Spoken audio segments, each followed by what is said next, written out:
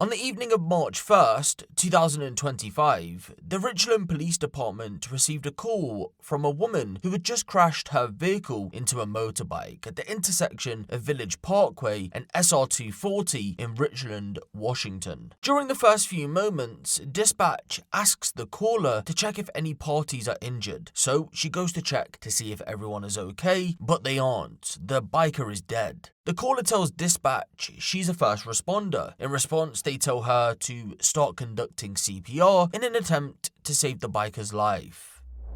911, your emergency. Hello, ma'am, can you hear me now? Yeah, can you hear me? Yes. Are you at Village Parkway and SR240? Yes. Are you injured at all? No. Okay. And it said you were in a Kia, is that right?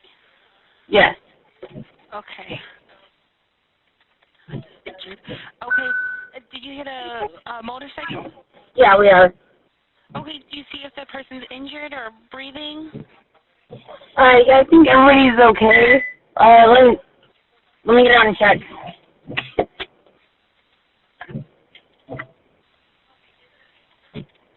No, there's definitely somebody injured. Possibly fatality. I'm gonna go check. Okay. Yeah. Let me know if they're breathing. Yeah, we have no pulse on I believe a pedestrian. I can. Yes, I'm a first responder. You are a first responder? Yes, I am. If you want to start CPR, we can definitely get that Okay. going. Okay, I'm gonna start CPR. Okay. Okay, we do have officers and medics already dispatched out there, okay? CPR is being started. The caller is 14-year Washington State Trooper veteran, 35-year-old Sarah Lee Clasen. She was off duty on the evening in question and had been heading home after picking up Domino's pizza. As you'll see momentarily, she tells first responders that she believed she had enough time to complete the turn from the State Route 240 into Village Parkway, but ultimately hit the biker, 20-year-old Jose Sanchez. But if you hadn't guessed it by now, first responders believed that Sarah was driving under the influence. Everything out as it is to confirm everything. So I'm just getting here, so I know you already answered some questions from the other guys, but generally what happened? And So I went and picked up a Domino's pizza. Okay. I was turning left in here. I live right over Okay. there on Wild Canyon Way. Okay. I saw what I thought was a car with one headlight out. Okay. Right just past where the reflective sign is, that white one. Okay. Sure. And so I was already slowing in the turn lane and saw him there, and I was like, I got enough time. Okay. I turned, and as soon as I turned, just felt the boom. Okay. Okay. So as you're turning, you thought he was further away. No, Is he that was right? definitely past that reflective sign Okay. when I saw him. Okay. And then I think I just, like I say, I thought it was a car with a headlight out. Didn't Okay. realize it was a motorcycle. I didn't Okay. realize the rate of speed Okay. they were going at. So do you think he was going pretty quick? Yes. Okay. Because from that reflective sign, it's kind of, I live here, so Sure. that's always my general rule. If they're past that sign, then you got Okay. plenty of time if you're already Okay. slowing to turn in. Gotcha. And So you know, based on making this turn and numerous times, Yeah. that you know how to judge that distance. Yeah. You're like, okay, good to go. Okay. All right.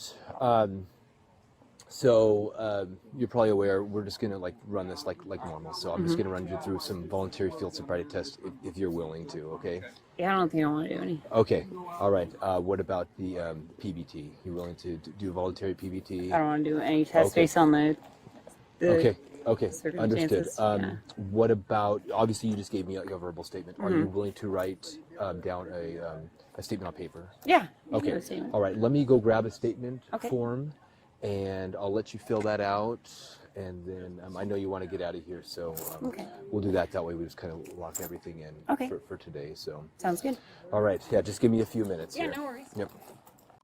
When Sarah's asked to assist with the investigation to rule out a DUI in the form of sobriety tests and blood alcohol content chemical tests, she refuses on the grounds of the circumstances of what just occurred. Very strange indeed, especially for a law enforcement officer. This response and the fact that Officer Steve Hyde could smell a small amount of alcohol in her presence raised suspicion, and so he believed that she was hiding something due to her uncooperativeness. In order to get some evidence to back this claim, he managed to get Sarah to write a statement about what occurred. But what she doesn't realise is that she played into his hand. If she's drunk, like he suspects, then her handwriting won't be clear.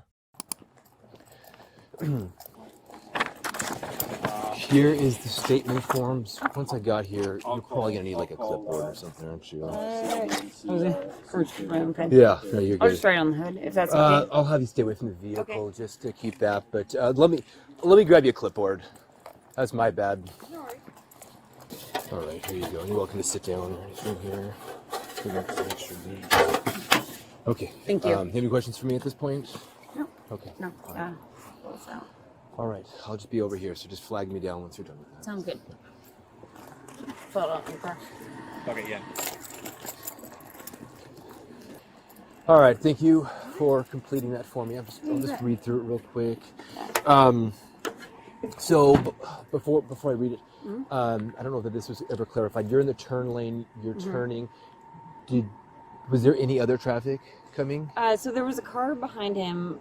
I thought it was a car with a headlight out. It was coming this way. Like I say, it was right at that white sign. So it's kind of my gauge on when I turn. But I was slowing, and then saw there was a car there, turned, and then just literally out of nowhere just ran inside me.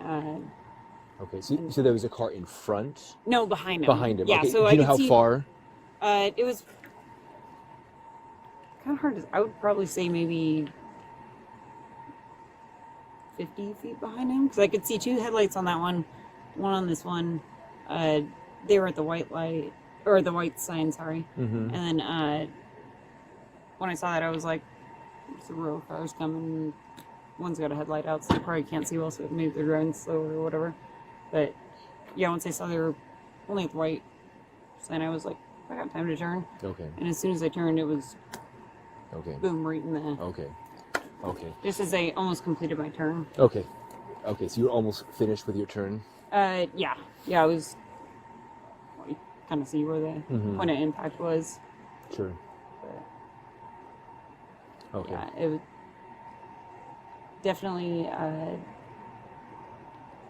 and normally, like, I guess in the daylight it's easier to see if they're going faster, but I looked and saw, like, one light, and I was like, we're past the white sign. I'm good to turn.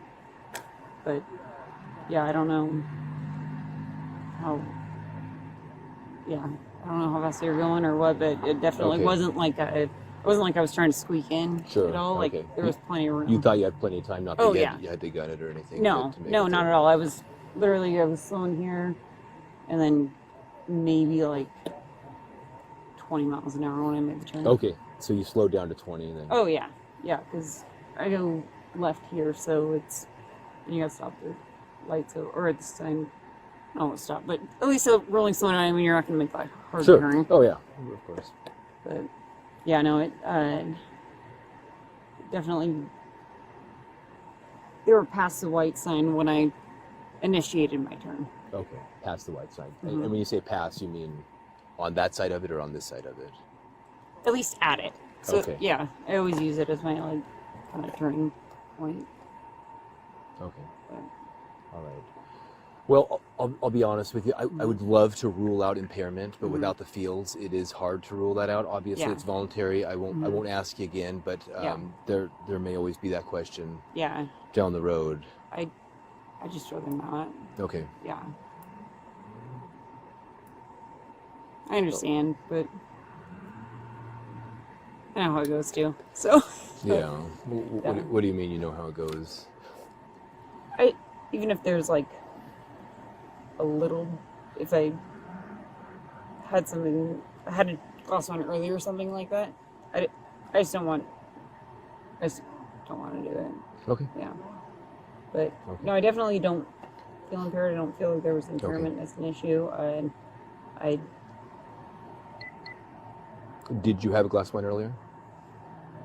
not gonna answer it. Okay. Yeah. Okay. You just mentioned like if. So If I would have, yeah, or had, yeah, but yeah, just not gonna answer. Okay. All right. You have to deal with this. I mean, obviously, you have to deal with it at work and stuff too. Yeah. But yeah, to have to give a guy CPR on the roadside is. So his bike kind of got pushed in front of your car, but was he still in the roadway? Is that kind of what happened? Yeah, so he was right about where, almost where the car was standing there. He was maybe just a little bit to the north of him. Okay. To the north of him. Just like literally like a body size. There's probably blood there. Okay.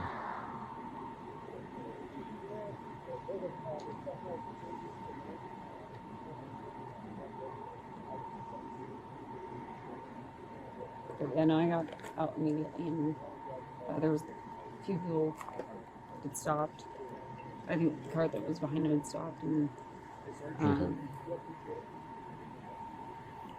yeah, I started CPR, and they were standing around asking if I need gloves or something. I was like, it's not necessary right now. I'm just trying to... Okay, and and obviously you were the only one in the car. Yeah. Okay, and you have people at home, or you just? Yeah. Okay. My husband's at home. Okay. I just went to go get the pizza. Okay.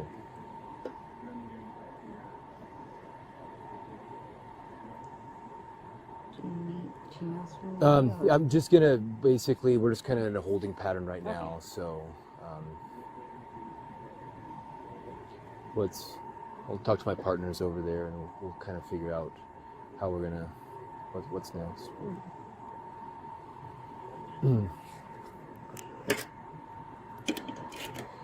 Yeah, just give me a couple minutes. We'll come back another time. We don't even need to do it tomorrow. And we'll get the run up. Fly it. Do you want to grab the furrow? No. I think she has something on board. Do you really? Yeah. Yeah. So Is there? we have to. Is there going to be enough to I- get a search warrant? So yeah, I'll write it. I mean, unless you want. What changed? So I was just studying her. She got a couple misspelled words on here. Okay. She wrote sigh, and she said 100 feet. Sorry, I'm going a little quick. She estimated the distance between the guy on the motorcycle and her to be 100 feet, which that's way more than 100. That's 500 feet. She said she was almost through her turn when clearly she was at the very beginning of her turn. Her eyes are a little bit glassy, a little bit. Those light speed. But could be, but we got to err on the side of caution. Okay. I do not have a great sense of smell, but I think I smelled a little bit of odor of alcohol, enough for me to say. And then I told her, I'm like, hey, we just want to rule out impairment. And by you not doing it, I'm like, I'm not going to ask you again, but I'm like, we can't rule it out. And she's like, yeah, well, if I would have had a glass of wine earlier, I know how this goes. And I said, did you have a glass of wine earlier? And she said, I'm not going to answer that. So Okay. I think with everything, we have to. I mean, Okay. I will write the search warrant. But yeah, I'm still recording. I'm still recording. I would have loved to have ruled it out. All right. So, like I said, we were really trying to rule alcohol out. I'm not convinced that alcohol wasn't a factor. So right now you are under arrest. Okay. Okay. Let's go ahead and put your hand behind your back. So we will be doing a search warrant for blood. Okay. That way there will be no questions. What was that? I was just asking. Oh.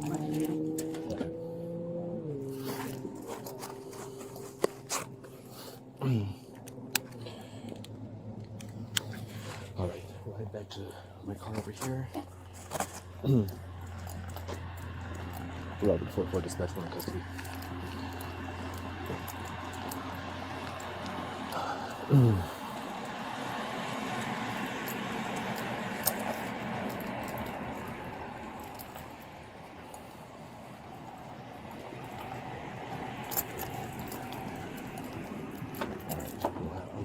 search you real quick here.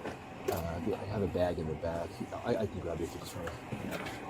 Sarah was ultimately arrested, was taken into custody, and had her bloods taken. But believe it or not, she hasn't been charged as of yet, and was released on her own recognizance after an initial court hearing. That meant then she didn't have any bail conditions. But if charges do go forward, she's to face vehicular homicide, which carries a 6.5 to 8.5 year sentence in Washington. If she does end up being charged and eventually convicted for this crime, then what you're about to see next makes this whole situation that much crazier. This took place just over a year before the crash. Washington's Department of Transportation and State Patrol are teaming up for a campaign to make roadways safer statewide.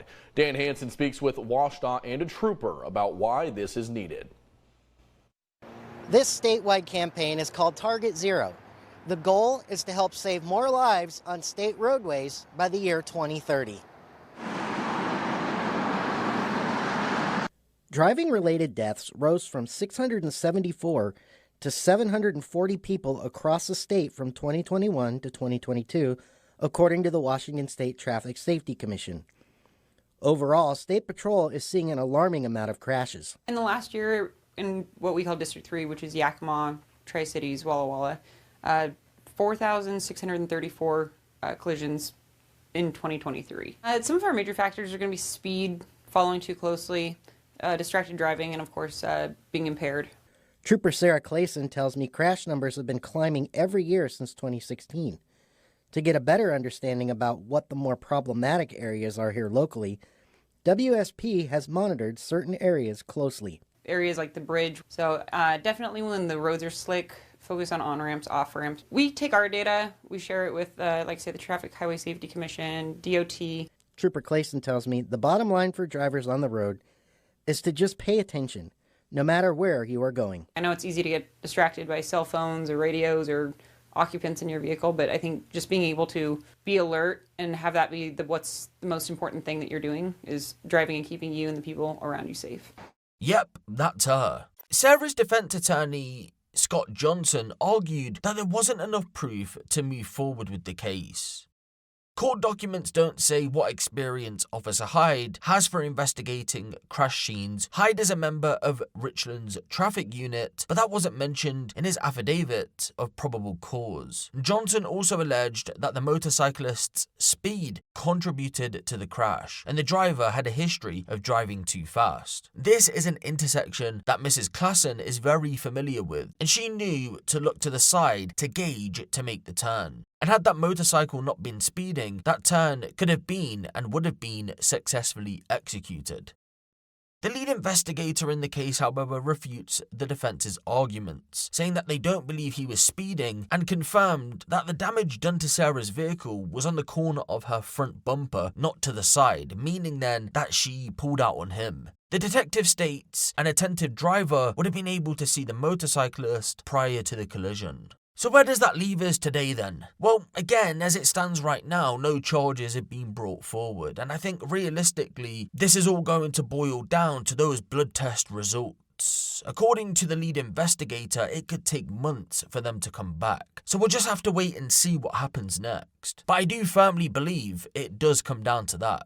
If there was alcohol in her system, she'll be charged. If there wasn't, I don't think she will. But to be slurring words and refusing to cooperate does arouse some sort of suspicion. So I'll leave this one to you guys. I want to know what your thoughts are on this case. And I'll be replying to some of you in the comments. Do you think she'll be charged? Do you think she had alcohol in her system? Or do you think that maybe he was driving too fast and this was a tragic accident?